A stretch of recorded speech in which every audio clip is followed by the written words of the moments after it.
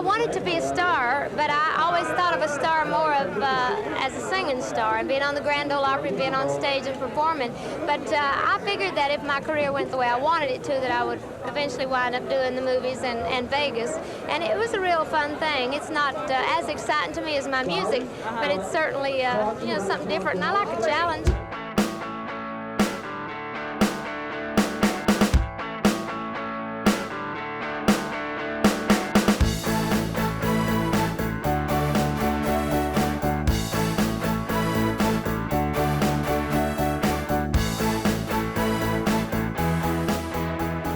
See the glamour and the wigs and the lame and the nails, but that woman is smart. And when the music starts, her head goes down, the wheels start turning, and she can give you a new lyric or a new melody in 20 minutes.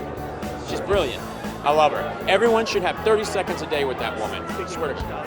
Oh, and there's Dolly. Where is she? There's the woman. Dolly Parton's girly soprano voice and songs about old-time virtues made her a major country star in the early 70s. Later in that decade, she wooed pop audiences and became a household name with her playful, self-deprecating comments about her blonde sex bomb image. Well, it's certainly been bizarre, hasn't it? But I've always, loved a lot of hair, a lot of makeup, a lot of shiny clothes and sequins, rhinestones, whatever. She won the hearts of millions of fans with her kindness and got the sweet nickname of Dalai Lama. If somebody says, "Oh, Dolly, you always just look so happy," I said, "That's the Botox."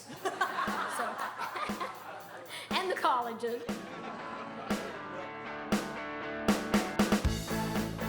More than 20 country and western #1 hits, including classics like Here You Come Again, Jolene, 9 to 5, and of course, I Will Always Love You, which would become one of the biggest hits of the 90s. Making lots of cash for Dolly Parton, who of course as the writer of the song was going cha-ching cha-ching on the royalties. The days of living in a one-room log cabin were over. It was penthouse suites all the way for the rest of her life. Dolly would be rich forever thanks to Whitney Houston taking her song and making it one of the biggest hits ever. From self-titled theme park Dollywood, television variety shows, and several successful films, including an Oscar nomination for her role in 9 to 5, Dolly Parton, a singular American superstar. I've been around a long time, and I've been in and out of this part of the world many times through the years, so I think people just kind of feel like they know me. I feel more like a family relative than a celebrity. I think they just kind of think, "Oh, Dolly's come home." Follow the story of the Queen of Hearts and Queen of Country, Dolly Parton.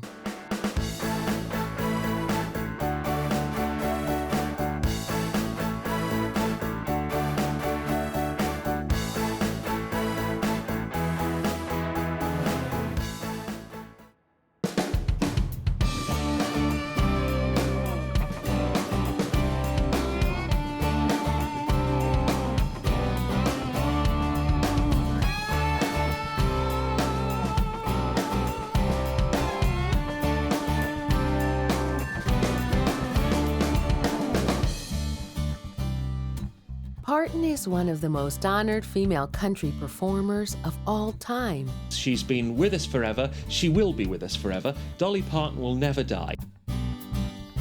25 of her singles or albums have been certified gold, platinum, or multi-platinum. 26 of her songs reached #1 on the Billboard Country Chart, a record for a female artist. She has had 42 top 10 country albums and 110 charted singles over the past 40 years, a record for any artist. I love to work. When I was just a kid, this was always my dream, to travel all over the world and to write songs. That was my gift. And I just always wanted to make it into a business. And year in and year out, a lot of my dreams that I planned, they come true, so you have to be responsible for them. And so I just try to keep up with the times as far as whatever's going on out there. And I hope to never retire, so I'm up there now, but I actually have enjoyed every bit of it. I wake up every day with new dreams, so I feel like I'm just starting out. Dolly has sold 100 million records around the world. As a sign of Dolly's success and achievement, she was invited to perform as a headline act in 2014 at Glastonbury Festival in the UK. Good golly, it's Dolly. This was a really big deal because this isn't her typical crowd by any means. To bring a music icon, one of the greatest songwriters, one of the most successful music artists of all time to the festival is a really, really huge thing. This is a big deal. This is awesome. Unlikely, but fantastic, a total triumph. She performed in front of 100,000 people at almost 70 years old. I'm just a country girl now. I feel like a rock star. And to understand where such strength of heart and spirit comes from, we need to go back to the very beginning.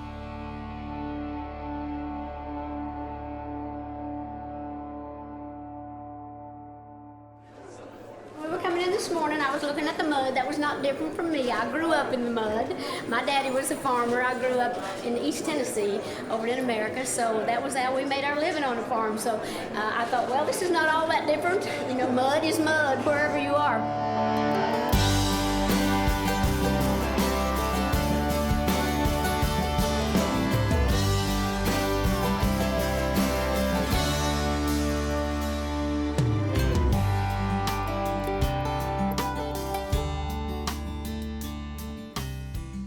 Dolly Rebecca Parton was born January 19, 1946 in Locust Ridge, in the foothills of Tennessee's Smoky Mountains. Dolly Parton grew up dirt poor. To quote one of her songs, she was the backwoods Barbie. She was the fourth of 12 children living in a one-room cabin. Can you imagine it? You know, that's obviously great inspiration for country songs with that background. How poor was she? She was so poor that when she was born, her father couldn't afford to pay the doctor who delivered the baby in cash, so instead gave him a bag of oatmeal. And that was the purchase which allowed Dolly Parton to enter the world.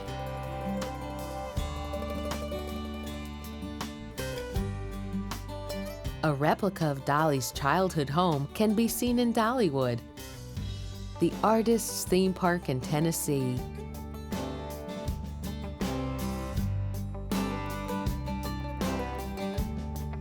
A family project that displays many original treasures from their days in Locust Ridge.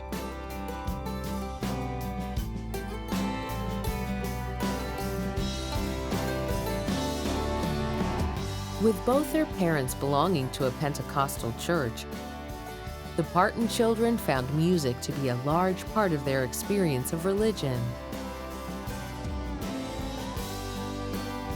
Dolly started singing in church. Her grandfather was a preacher. She loved performing. She loved writing songs. She's been writing songs since the age of 7. She got her first guitar at 8, and then she was performing on local TV shows and radio programs at the age of 10. In 1959, age 12, Parton made her television debut on Knoxville TV. And in 1960, at age 13, she made her recording debut with a small label and appeared at the Grand Ole Opry, a weekly country music stage concert in Nashville, Tennessee. And she met Johnny Cash, and so that was really the start of her career. She already knew that she wanted to be a country singer. Johnny Cash encouraged her to always follow her instincts in her music and career. To thine own self be true. You know, those things, I think if you really take those and know who you are and know what it is that you want to do and just stick to your dreams and don't get sidetracked with other things, usually that'll, if you've got the talent and you've got the ambition, that'll usually happen.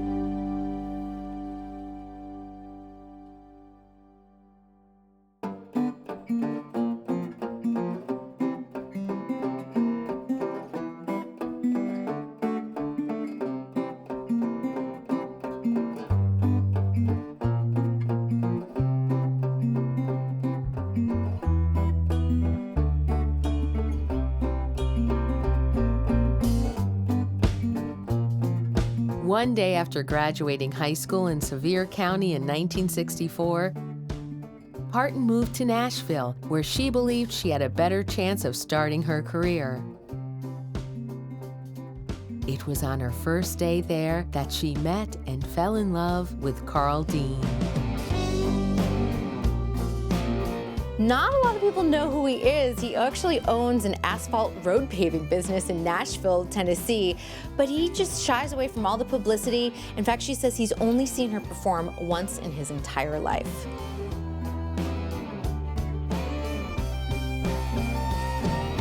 We're very secure in who we are, and we love each other a lot. We met when I was 18 and he was like 22, and we've loved each other, and we kind of grew into, to a lot of the real deep feelings that we share. And he's very independent, and I want him to do what makes him happy. He wants me to do what makes me happy. We're not jealous of each other as far as what, our personality or of other people. And I don't know, we're together enough to really keep it exciting and apart enough to keep it exciting.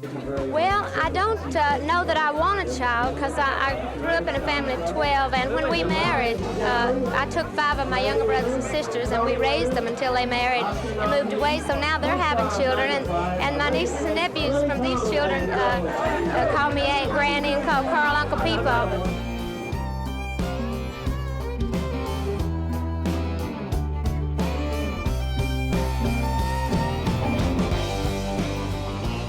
Carl Dean, the mystery husband in all of show business. For the longest time, I didn't think he actually existed.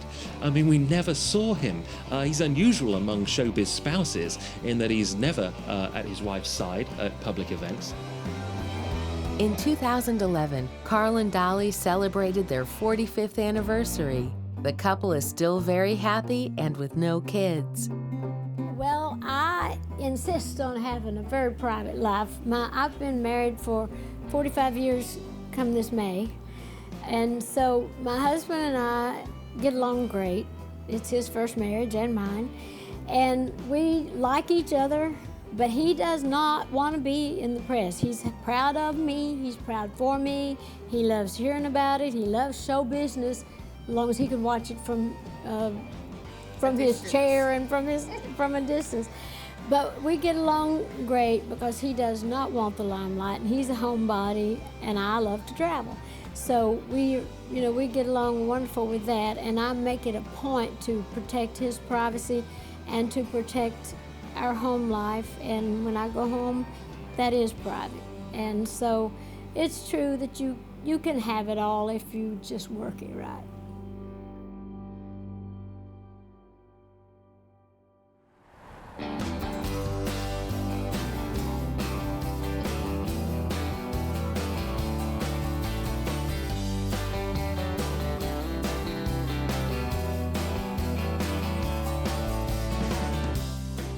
Back in Nashville in 1964, Parton started writing some hit songs for other country artists. And then, in late 1965, aged 19, she signed with Monument Records, where she was not initially pitched as a country singer. She was told that her voice wouldn't suit country music. The vibrato was wrong. She was supposed to be a bubblegum pop artist. Imagine a sort of 1960s version of Britney Spears, and you kind of get how Dolly was marketed. So, she did okay, but she wasn't really sort of comfortable. She released a bunch of hits, but they didn't do well except for one, which was Happy, Happy Birthday, Baby, and that one hit the Billboard 100 charts. It was only after her composition, Put It Off Until Tomorrow, which went to number 6 on the country chart in 1966, that the label succumbed and allowed her to record country music. Her first country single, Dumb Blonde, reached number 24 on the country chart, followed by Something Fishy, which went to number 17. The 2 songs appeared on her first full-length album, Hello, I'm Dolly, released in 1967.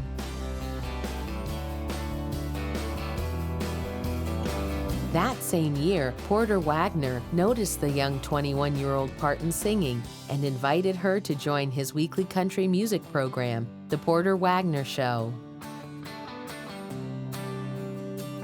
So yes, it was 1967 that Porter Wagoner, an established country star, invited Dolly to perform with him, become a regular, on his hit TV show. It was a disaster from the start. The problem was Dolly was replacing someone called Norma Jean, a singer who was very popular with the audience. She'd left the show. So Dolly would go out and sing to the audience, and she'd get booed and jeered. They didn't care that she was good, they just cared that she wasn't Norma Jean. But as we've learned before, Dolly's a survivor in show business. She doesn't just run away crying. She sticks it out. She sticks everything out, and she gets in front of the microphone. She wins them over with her music, and eventually she becomes a success on that show. And her and Wagner release several records together, some hit duets, and he's around for quite a long time in her career, getting her established, producing her records, writing with her, and was very much part of the Dolly Parton success story in the early years. And he used to wear a lot of rhinestone suits and all that, and that was the thing to do in country music. So once I got into that, I'd already been wearing the hair and the makeup. I thought, oh yes, you gotta shine. If you're gonna go on stage, you need to shine. Let people see you like you're a star. So I've always enjoyed dressing up, playing dress up.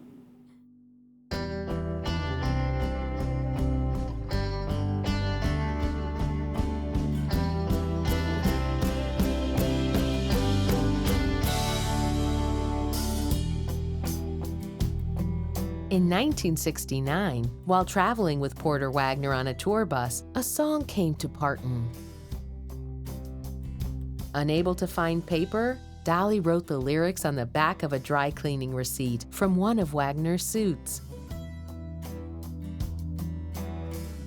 The song was recorded in April 1971 and reached number 4 on the U.S. Country Singles Chart. It tells how Parton's mother stitched together a coat for her daughter out of rags given to the family. As she sewed, she told her child the biblical story of Joseph and his coat of many colors. Country music, it's all about authenticity. Dolly Parton's iconic 1971 live performance of Coat of Many Colors was basically her calling card in the industry, the one that made everyone sit up and take notice outside of Nashville, in the world beyond, because she told a story which was based on her own childhood. As we've learned, that was pretty impoverished, and the Coat of Many Colors, made by her mother, the most famous coat in showbiz, still a signature moment in her concerts today. A great song, very authentic. You write what you know, she sings about what you know, there's real emotion in that song, real truth, and it really made it work back then as it works now. For me, made only from rags, but I wore it so proudly. Although we had no money, I was rich as I could be in my coat of many colors Mama made for me. Parton kept the original coat, now on display in her Chasing Rainbows Museum at Dollywood. Although her solo singles and the Wagner duets were successful, her biggest hit of this period was Jolene. One of our biggest hits to date, and it's really iconic in the country music world. It was released in late 1973, and in the US hit the top of the charts in February 1974. And I think it really represents an iconic moment in country music, but also it's an iconic song for her as well. According to Parton, the song was inspired by a red-headed bank clerk who flirted with her husband Carl Dean at his local bank branch, around the time they were newly married. Throughout the song, Dolly desperately begs Jolene not to take her man. Jolene, Jolene, Jolene, Jolene, I'm begging of you, please don't take my man. Jolene, Jolene, Jolene, Jolene, please don't take him just because you can. Jolene, not just a fantastic song, also my ringtone. Now, there is a song that really proves how it survives. So it hit #1 for Dolly in America in 1974, I believe. It took a couple of years to cross over to England, but she cracked the top 10 in 1976 with that one. And yeah, Jolene, that was the one that got us started in Britain. We fell in love with her then, and we've never fallen out of love with her since.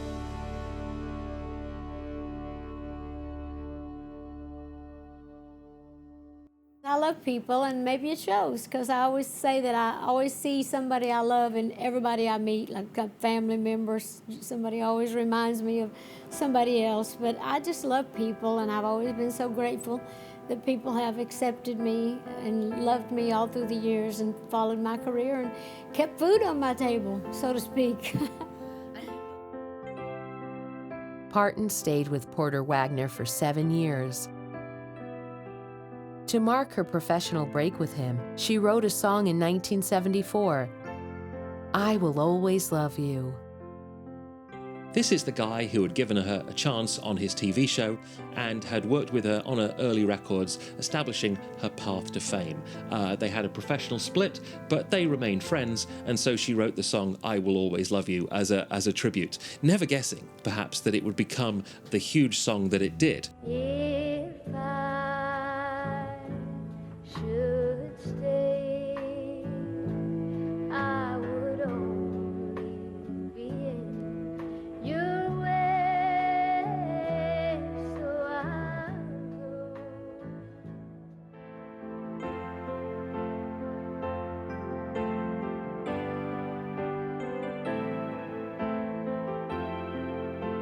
Parton was interested until Presley's manager told her that it was standard procedure for the songwriter to sign over half of the publishing rights to any song recorded by Presley.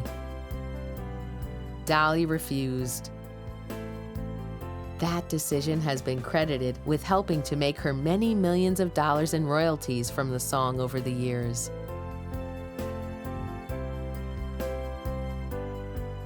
In 1992, the movie The Bodyguard was released, starring Kevin Costner and Whitney Houston. The original soundtrack for the movie became the best-selling soundtrack of all time, and the lead single, performed by Whitney Houston, is a cover of "I Will Always Love You" by Dolly Parton. With 20 million units sold, Whitney's version of the song is the 7th best-selling single of all time.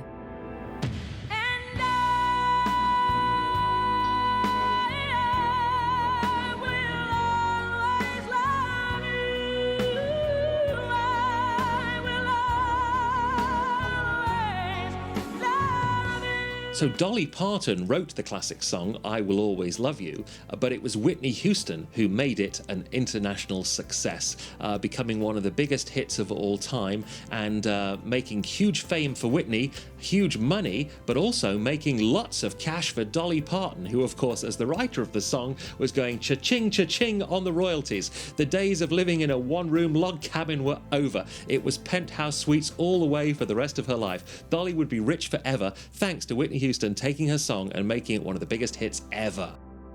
And in 1994, it was Dolly Parton herself who gave the award for Best Female Pop Vocalist to Whitney.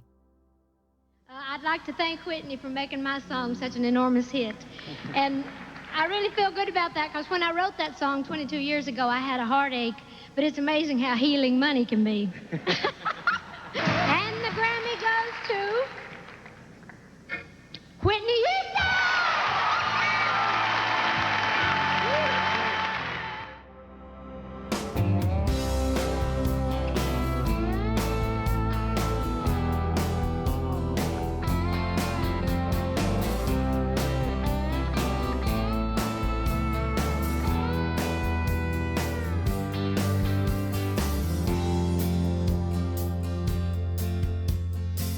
In the mid-70s, Parton began to embark on a high-profile crossover campaign, attempting to aim her music in a more mainstream direction and increase her visibility outside of the confines of country music.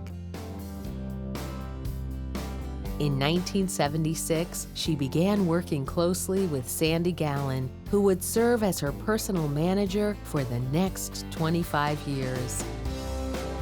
What they decide is, now that she's established as a country artist, they need to take it to the next level. They need to cross over, become mainstream, go in the pop direction. That's what she did. A large part of her success is due to Sandy Gallen. They teamed also in a TV production company called $1. If you remember the TV show Buffy the Vampire Slayer, that was produced by Dolly Parton, and Sandy Gallen. So it was a partnership that extended beyond music into TV and movies as well. They were very much on the same wavelength. He sensed that Dolly was very, very ambitious. She wasn't happy just hanging around Nashville, strumming a guitar and singing her country songs.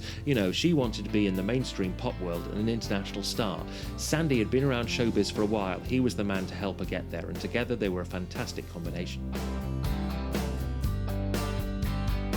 With her 1976 album, All I Can Do, which she co-produced with Porter Wagner, Parton began taking more of an active role in production and began specifically aiming her music in the pop direction. Her first entirely self-produced effort, New Harvest First Gathering, was released in 1977, but did not perform well. But success eventually came later that year. So in 1977, she had an album called Here You Come Again, and it became her first $1 million seller. So this was exciting for her. She had teamed up with Gary Klein, who had helped her produce this album. And it was #1 on the country charts, but it became number 20 on the pop charts. She was finally that crossover success. The song is a rare example of a Parton hit that she did not write herself.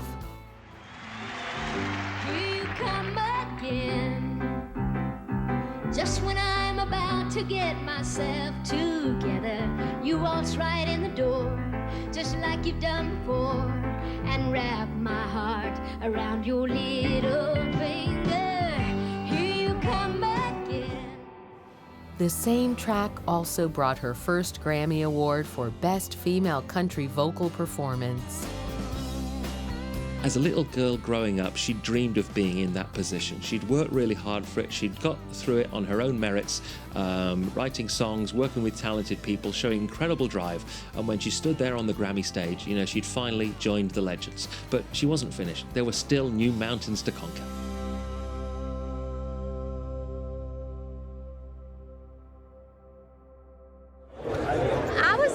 About it because it was the kind of thing that was so close to my own personality that I didn't feel like I really had to act or worry too much about it, although I wasn't all that great, but it wasn't like a real scary thing.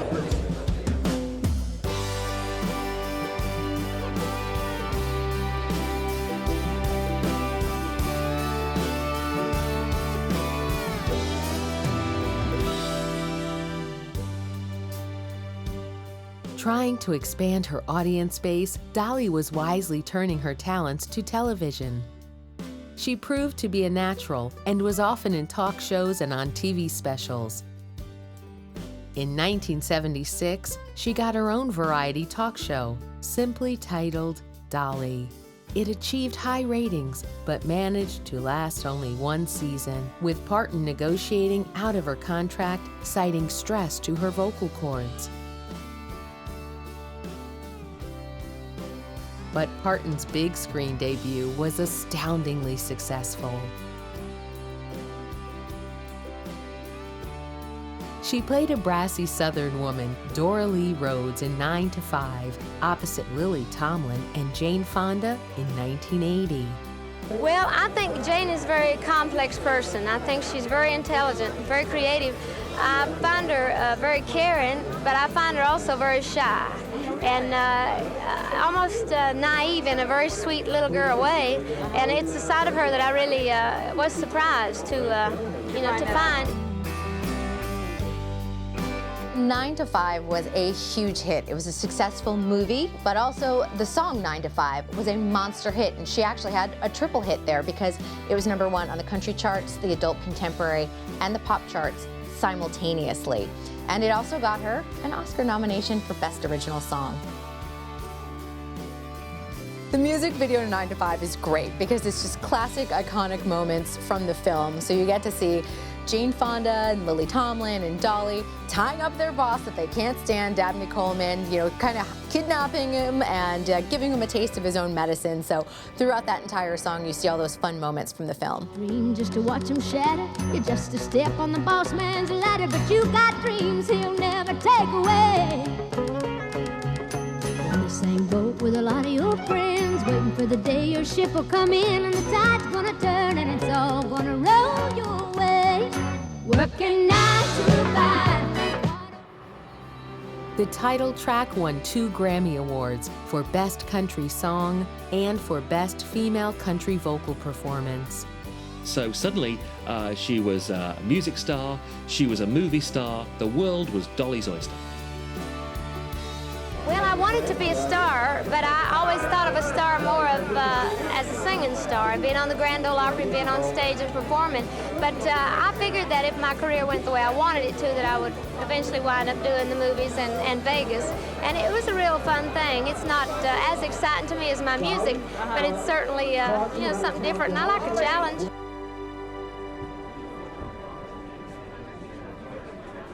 The success of the movie was adapted for Broadway at the start of the new century. Dolly Parton wrote the music and the lyrics for it. Well, I've never done Broadway. This is the first time I've done anything here. And so when Bob Greenblatt, who produced the 9 to 5 musical, he asked me if I'd write it since I had written the theme song 30 years ago for the movie with Jane Fonda and Lily Tomlin. And so I said, well, I'll give it a try. And I did, and 4 years later or more, here we are.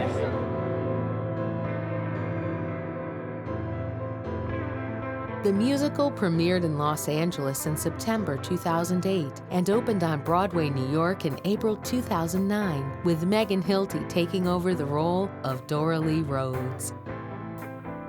Well, actually, I'm very proud of Megan Hilty, and I think they make too much out of the fact that she's playing Dolly Parton, because she's really not. We both were playing Dora Lee Rhodes, who's the character, because when I did the movie, I wasn't really being Dolly Parton. I mean, they were trying to get me to play a girl from Texas, and I'd never been a secretary, so we were both acting. But the fact that I was in the role first and had the big boobs and the little waist, but she's got a beautiful little body. She got plenty of stuff of her own. They just kind of tried to make it look a little more like that, but she's certainly a nice reflection on me. I was never that cute, so when they say that, I think, yes. You know, but she's done great with her acting. She didn't really need pointers from me.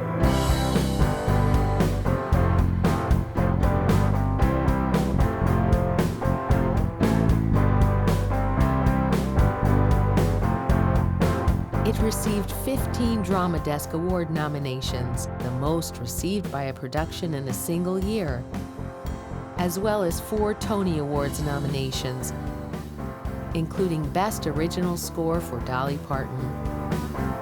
Well, I feel great. I feel proud and honored and humbled by the whole thing. It's one thing to get a chance to write something for Broadway, but it's another entirely to be nominated for a Tony Award. So it's been a great thrill.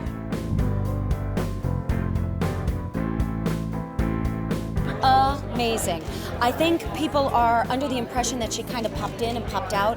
She was an integral part of our daily rehearsal, and she was there. I think she just recently left, maybe 3 or 4 days ago. She was there for every preview performance, in the wings, giving us high fives, the greatest support.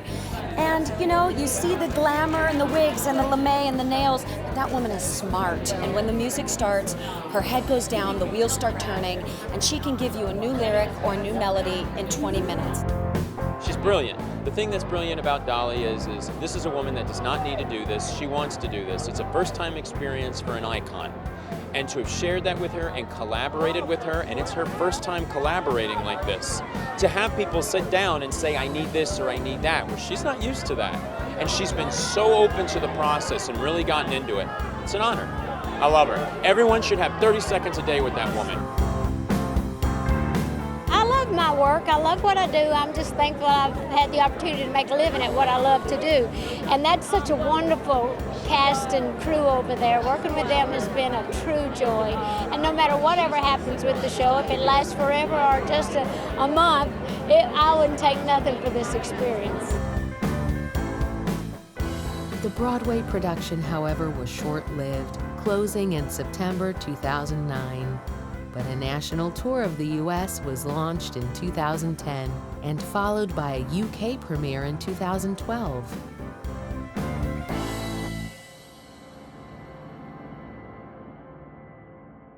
So by the early 80s, Dolly Parton is a showbiz colossus, bestriding the worlds of both movies and music. She has another box office hit with The Best Little Whorehouse in Texas, a controversial but successful acting choice, and then she hits the top of the charts again, duetting with Kenny Rogers on Islands in the Stream. Actually, not a song she wrote this time, but written by the Bee Gees.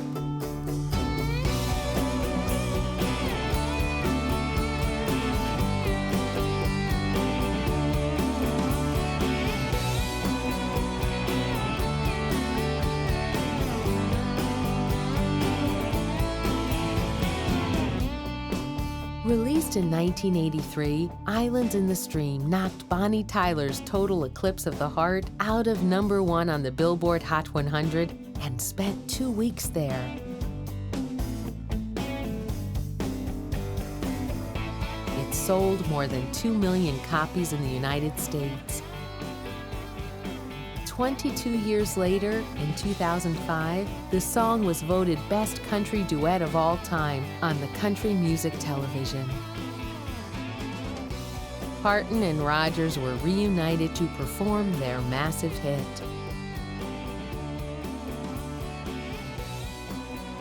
It was a smash hit on both the country and pop charts and won too many awards to mention.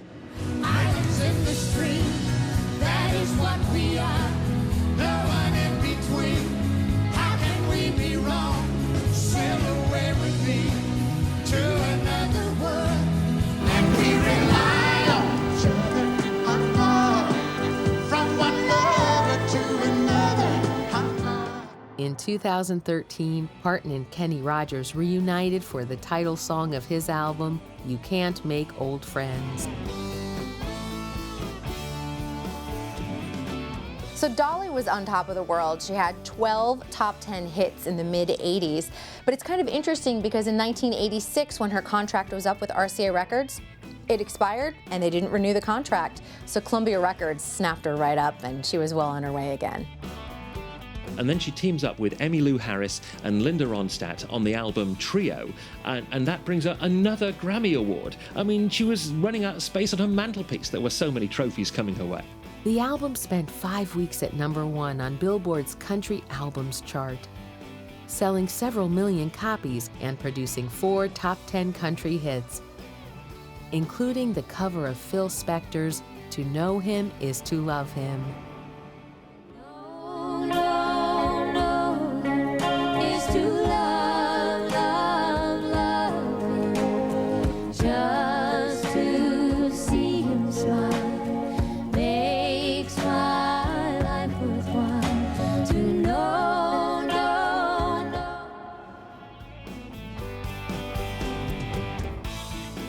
In 1989, 1 year after winning the Grammy for Best Country Performance Duo or Group with Vocals for the album Trio, Dolly played the role of Truvy Jones in the highly acclaimed movie Steel Magnolias.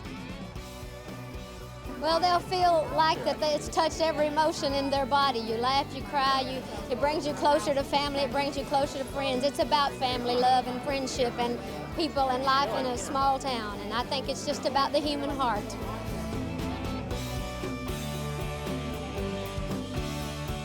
The same year, Parton released her album White Limousine and spawned 2 #1 hits with Why'd You Come In Here Looking Like That and Yellow Roses. But by the beginning of the 90s, Dolly started to struggle with her country music career. Dolly wanted to get back to her country roots. That's what releasing the country album White Limousine was all about. But this was a changing time in country music. The veteran performers, which by now included Dolly, were being pushed out. And suddenly a new batch of emerging young performers were the ones who were really sort of exciting Nashville. She suddenly finds herself as a queen without a country. She thought that she would return to Nashville in triumph, but it's like, no, that's okay, Grandma. We got these kids now, strumming the guitar. So it was a bit of a confusing time for Dolly.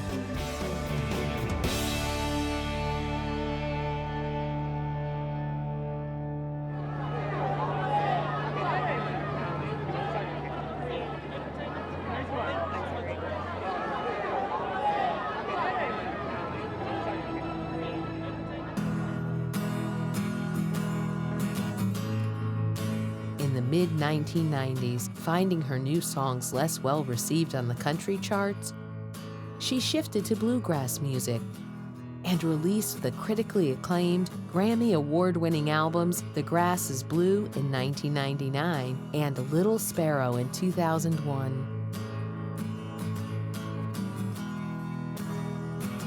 Her album Halos and Horns in 2002 included Parton's bluegrass version of the Led Zeppelin classic Stairway to Heaven.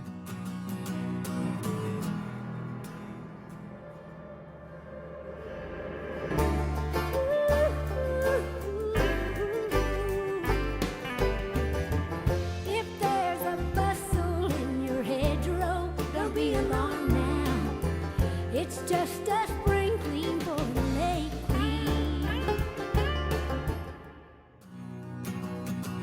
Throughout the 1990s, Parton also worked a lot in television. She was involved in producing voice work, often playing herself for animated television series, such as Alvin and the Chipmunks in 1987, The Magic School Bus in 1994, and The Simpsons in 1999.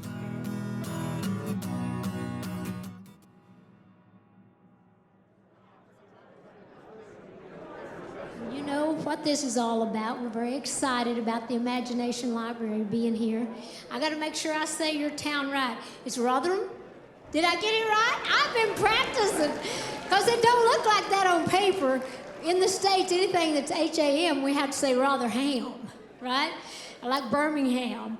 Anyway, so we are very happy to be here. And of course, the Imagination Library is a program very dear to my heart because this is something we started back in the States about 10 years ago. It was something just for my people in my county, in my hometown, and of course, it just kind of took off, and now it's all over the United States. We're in about 700 counties in about 42 states, and we've given away 4.5 million books this past year, and in about 2 months, we're going to be giving away our 11 millionth book. So that's a lot of books to go out to a lot of kids.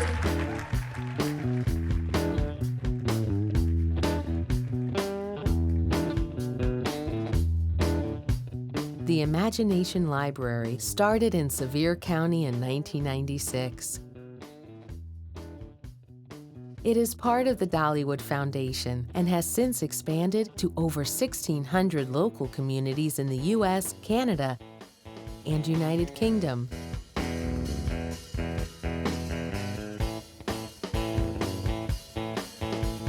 It has gone from just a few dozen books to over 60 million books mailed each month and reaching over 750,000 children.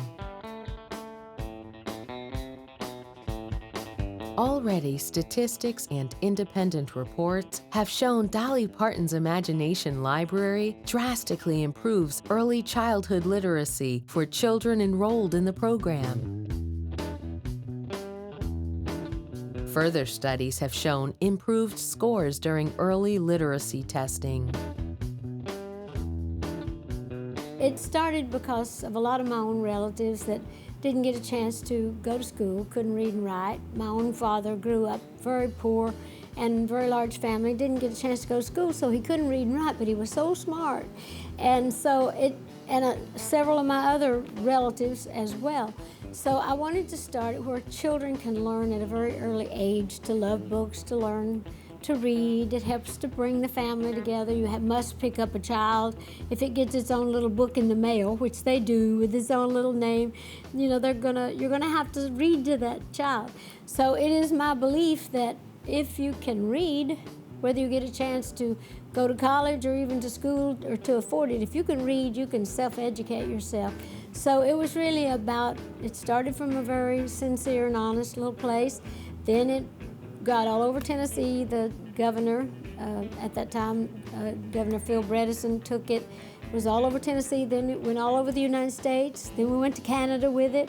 Then we came to Rotherham here in England, and now we're opening in Scotland. And so it's just a way to get books in the hands of kids from the time they're born till they start kindergarten.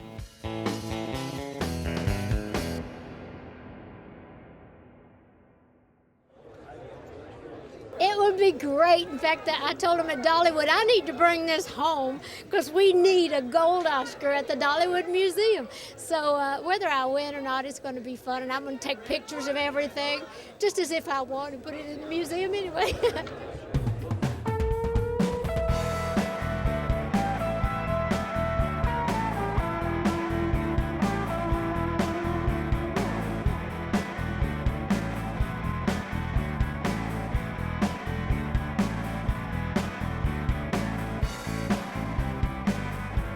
In 2006, Dolly was going again to Hollywood. So it's fun, and I'm very excited that my song was nominated. I'm excited that I get to sing it on the show, and I'm excited I get to see all these big old movie stars. I'm still that much of a hillbilly. It's a thrill. And among them, is there somebody you really want to see tonight and touch base with? Well, I want to see them all. I got to speak with George Clooney yesterday. We worked together for a while. Ooh, he's knockout and the nicest guy. She had written the lead single Travelin' Through for the movie Transamerica, starring Felicity Huffman. This got her second Academy Award nomination for Best Original Song, but because the movie was about a transgender woman, Dolly received a lot of death threats because people were upset by the subject. The song is about a journey on the road to find home and identity. Parton said she wrote the song because she believes that it's all right to be who you are.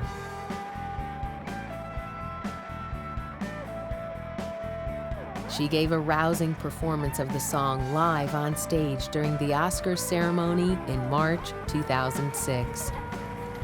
I can't tell you where I'm going, I'm not sure where I've been, but I know I must keep traveling till my road comes to an end. The song did not win the Oscar that year, but at the end of the 2000s, Dolly was back in the music scene.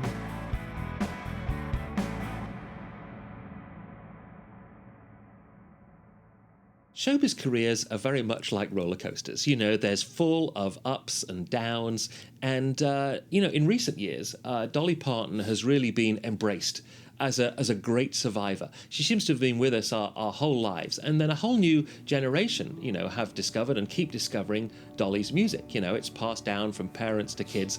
These are timeless songs.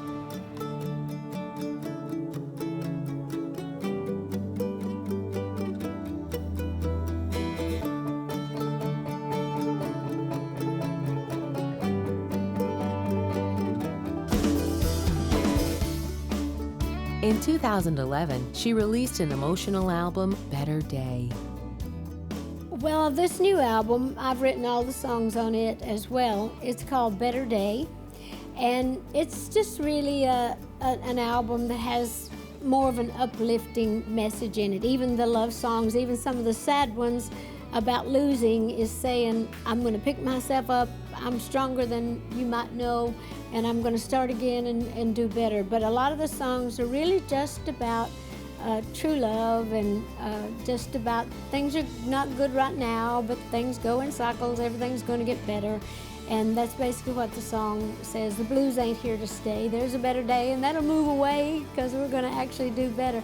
So we thought we'd call the tour that as well and do a lot of uplifting songs, stuff that make people feel good at a time when it's kind of rough on a lot of folks.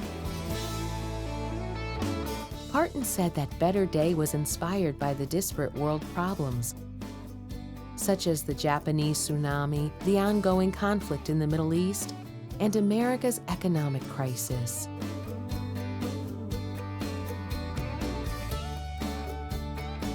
The lead single, Together You and I, was originally written in the early 1970s and recorded with Porter Wagoner on their 1974 collaborative album.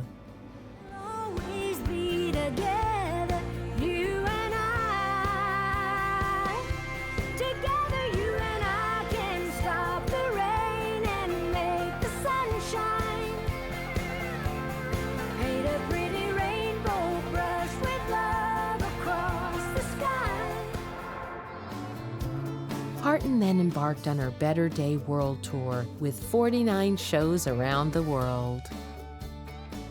First of all, I love to perform. I love my band. We've been doing this together for 30, 35 years, and some of the people have been in my band even a little longer than that. But it's like a family. We love being together. We love the audience. We love performing. And we just had such a great time the last 2 times we were in this part of the world, and fans wanted us to come back. We thought, well, we'll just keep going back till they tell us to stop coming. So we're very excited about it. We actually start the tour in the States in July, and then we come here in August, and then we go to Australia in November.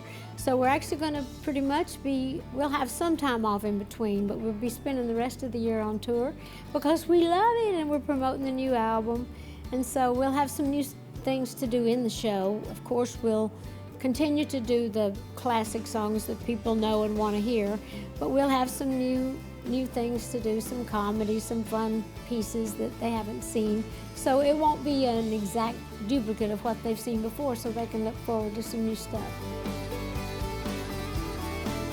Her 42nd solo studio album, Blue Smoke, was released in the U.S. in May 2014 and debuted at number 6 on the Billboard 200 chart, making it her first top 10 album and her highest charting solo album ever.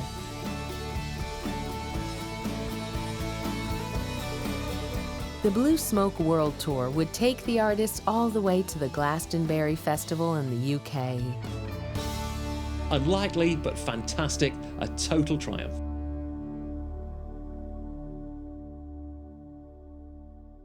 First of all, I am really excited. I can't believe that I've never done this before, but it never has worked out to where we were in this part of the country during the time that, you were doing the festival. But I have done several shows before, but nothing, as they tell me, that's this big. But I'm excited about it, and we've done a lot of outdoor shows, a lot of fairs and that sort of thing, so I'm kind of used to kind of playing outdoors, but this is going to be a big deal. And since this is the biggest festival in the world, I even wrote a song about the mud, so we'll be doing that in the show. I thought, well, we have to write a song about the Glastonbury mud, even though the sun's shining today. But anyhow, we're excited about it.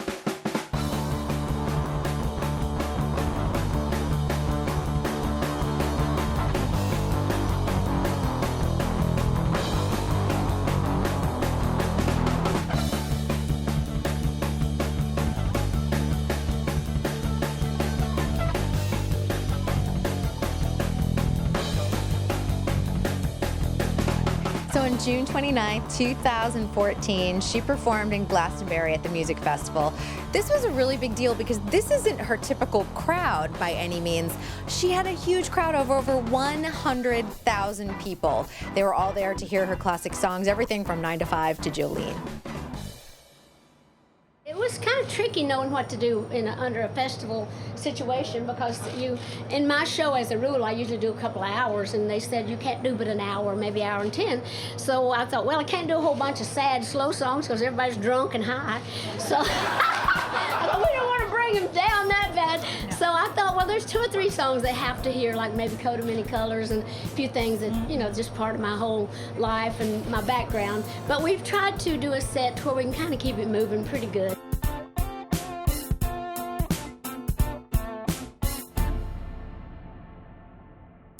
Dolly received an impressive award for 100 million records sold worldwide. She performed her all-time classics and also new songs, including her cover of Bon Jovi's hit, Lay Your Hands on Me. And she had a little surprise for her fans. In fact, Richie Sambora is going to come perform with me tonight. He was at the O2 in London, so he's going to come play on Lay Your Hands on Me because he co-wrote that with John Bon Jovi, of course.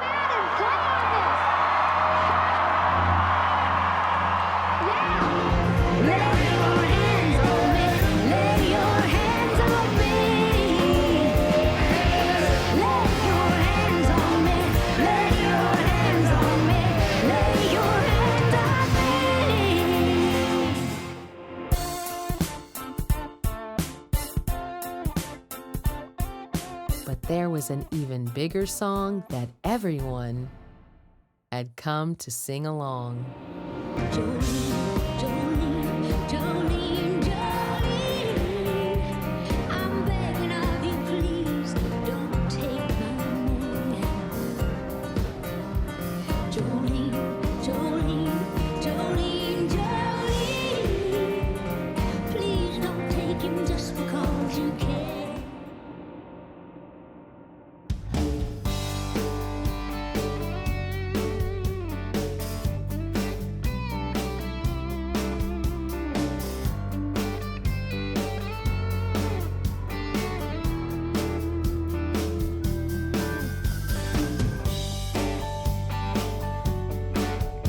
Besides all her musical finesse and acting talent, Parton is a savvy businesswoman and heads Dolly Parton Enterprises, a $100 million media empire. She has owned 2 radio stations and continues to co-own Sand Dollar Productions, a highly successful television and film production company.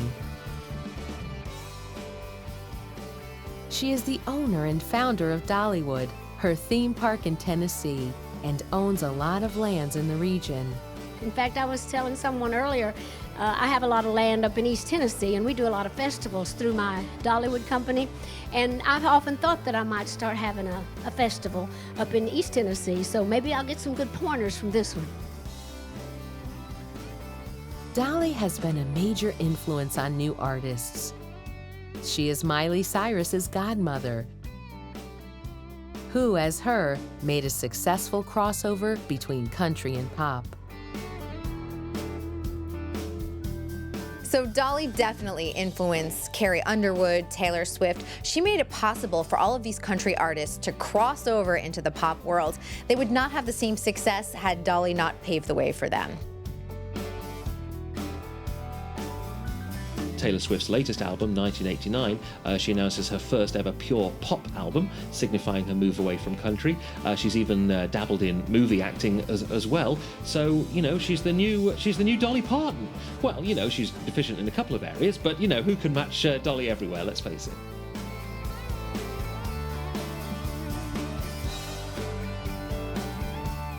At almost 70 years old, and after more than half of a century career, she continues to love life and to be grateful every day. She was saddened by the death of her close friend Michael Jackson in 2009 and recorded a tribute to the King of Pop. I always thought Michael had the heart of an angel, and I'm sure that he's rejoicing with him now. Of course, we'll all miss him, but I know that he'll live on through his music. And this should remind us all to treat every day as our last and let people in our lives really know how special they are to us. In 2012, Whitney Houston passed away, letting Dolly declare, "I will always love you, Whitney."